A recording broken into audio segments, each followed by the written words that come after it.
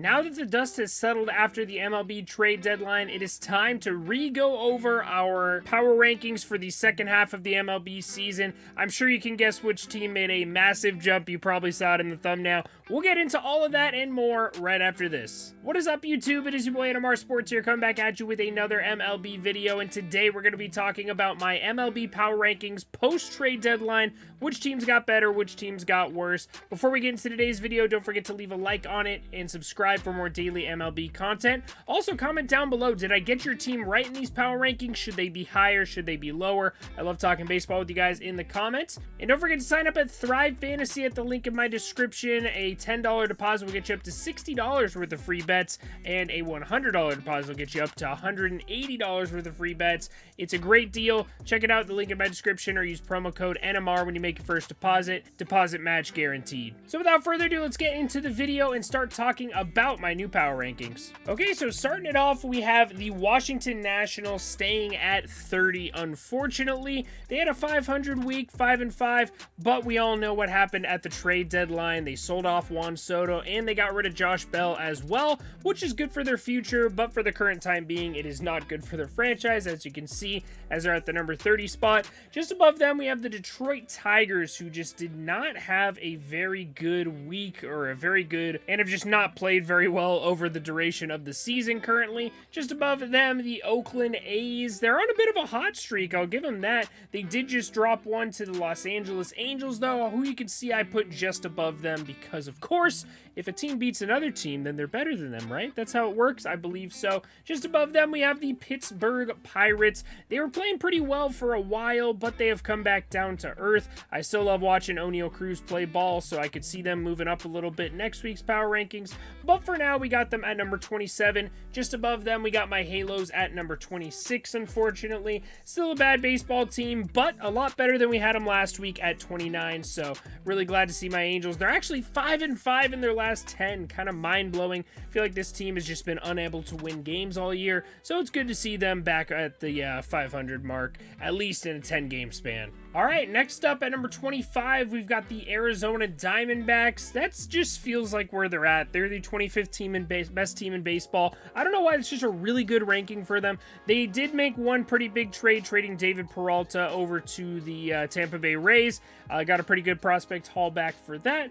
But overall, 25th best team in baseball feels like a good spot for them. Just above them, the Chicago Cubs. No change really in this entire stretch here. The Cubs, the Royals, and the Rangers all playing about the same level of baseball as they were in our last week's power rankings. So we didn't really shake up anything there. All these teams kind of out of contention, just kind of going through the motions now. Just above them, the Colorado Rockies did drop down a spot in our rankings, number 21. Didn't make any big moves at the trade deadline, and they're just such a poverty franchise. They extended Daniel Bard and then did absolutely nothing else.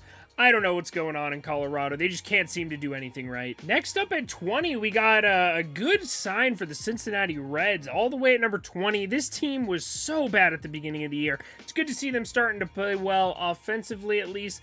Pitching could still use a little bit of work, and now that they lost Luis Castillo and Tyler Mahle, that's probably going to take a massive hit, unfortunately. But the Cincinnati Reds offense has been good, and they've been playing good baseball, so we got them at the 20 spot currently. Just above them, the Miami Marlins, who fell down a bit. They are 3-7 in their last 10, have not been playing great baseball, and they just traded away two of their best relief pitchers. They did get a good prospect in Jordan Groshans. I really like that trade. I am very surprised they didn't trade Pablo Lopez away, though. That seemed like kind of a missed opportunity to get some more prospect depth. But overall, I think the 19 is a good spot for the Marlins. Just above them, the San Francisco Giants, probably the coldest team in all of baseball heading out of the All-Star break, but they have started to heat it up just a little bit. Just a little bit. They're kind of getting the burner started. Hopefully, I don't know. There's still a chance at the postseason. I know they traded away Darren Roof, but, you know, they still got a good starting pitching staff. They got a good bullpen. They got some good bats in there. I don't know. I wouldn't put it past them to make the postseason. Just above them, we got the Boston Red Sox, a team that I just have no idea what they're doing right now, man. The Boston Red Sox are all over the place. The trade deadline was just so weird. I don't know what they're doing at the moment. I don't know what's going on over there in Boston, but They are about the 17th best team in baseball. This feels like a really good spot for them because I do think they could beat the Giants right now, but I don't think they could beat the Guardians. The Guardians I have at number 16. A little disappointed they didn't do anything at the trade deadline, but I am not surprised. If you're a Guardians fan, I'm sure you're not surprised either. They're just not a team that likes to go all in too often, so Guardians, I got you at 16 right now. And then heading over to the top 15, we got the Orioles just sneaking inside the top 15. Just above them, the Chicago White Sox. A very disappointing trade deadline for the Chicago White Sox, but overall, I do think they have been playing pretty good baseball as of late, and they still got a good roster, so it's not like they can't turn things around, but they just got to start playing better. Just above them, the Tampa Bay Rays fell down a couple of spots. I still am not too scared of that lineup, even with David Peralta in there, and they DFA'd Brett Phillips. I know Brett Phillips isn't a great baseball player, but you don't DFA Brett Phillips. He's our guy. You got to keep him on your roster. They also got Jose Siri at the trade deadline, who I'm sure will be the greatest baseball player of all time in the postseason, because that's just what the Rays do. So we'll see what happens there. Got the Rays at 13 right now. Just above them, the St. Louis Cardinals added a little bit of starting pitching help at the trade deadline, which is pretty nice. I like to see that. Jose Quintana, Angels legend, is going to be over there, as well as Jordan Montgomery, who they traded Harrison Bader for, which is kind of interesting. I've always been a big Harrison Bader fan, so I'm sad to see him go out of St. Louis, but I'm sure he'll get a lot more exposure over in New York, which will be nice. Just above the Cardinals, I have the Philadelphia Phillies, who were a big winner at the trade deadline, knocking on the door of that top 10, but the top 10 was a little too crowded for them this week. I really like their pitching rotation as well. I feel like it got a lot deeper with the addition of Noah Syndergaard and David Robertson to the bullpen, one of the most underrated moves of the entire trade deadline, as well as Brandon Marsh going to help them very, very much defensively. Obviously, coming over from my Angels, I'll definitely be monitoring the caveman out there in the outfield. All right, let's head into our top 10 and see which team made that big leap. All right, so starting at number 10, we've got the Milwaukee Brewers. The Milwaukee Brewers didn't go down because they've been playing bad. They went down because of the trade deadline. All the teams above them, with the exception of, I guess, the Blue Jays, who have been red hot. They're 8-2 in their last 10. I don't know how I could have put the Brewers on top of the Blue Jays, but all these teams above them made some pretty significant moves, so we're going to go ahead and put the Blue Jays on top. 8-2 in their last 10. They are red hot. The bats are starting to heat up, and they made a couple of good moves for the bullpen, like we mentioned with the Marlins earlier. Just above them, the Seattle Mariners, some massive winners at the trade deadline, getting Luis Castillo. That is huge. They also had some backup catching help as well with Kurt Casale, as well as adding Jake Lamb for some third base depth, so that's going to be really nice for them.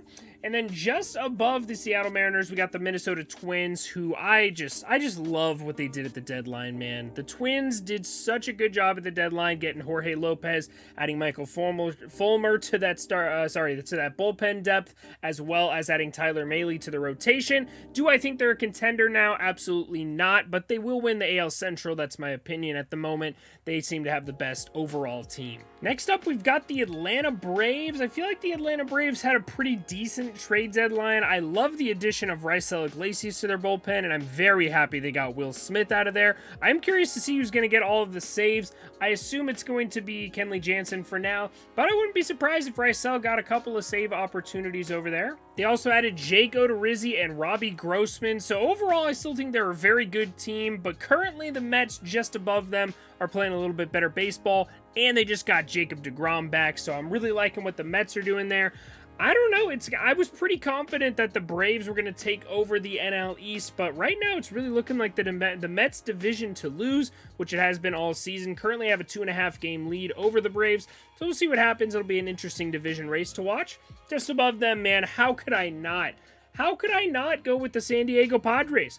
They are on a 4-game winning streak. They're 6-4 in their last 10. And, oh yeah, they just added Josh Hader, Juan Soto, Josh Bell, and Brandon Drury. That is so... This lineup is disgusting. This lineup is literally disgusting. They've got the depth, they've got the bullpen, they've got the starting rotation. The Padres are phenomenal, and I am here for it. I'm so ready to watch Juan Soto play right next to Fernando Tatis Jr. These games are going to be the most electrifying games to watch in all of baseball. And I'm an Angels fan. I get to watch Shohei Ohtani and Mike Trout play.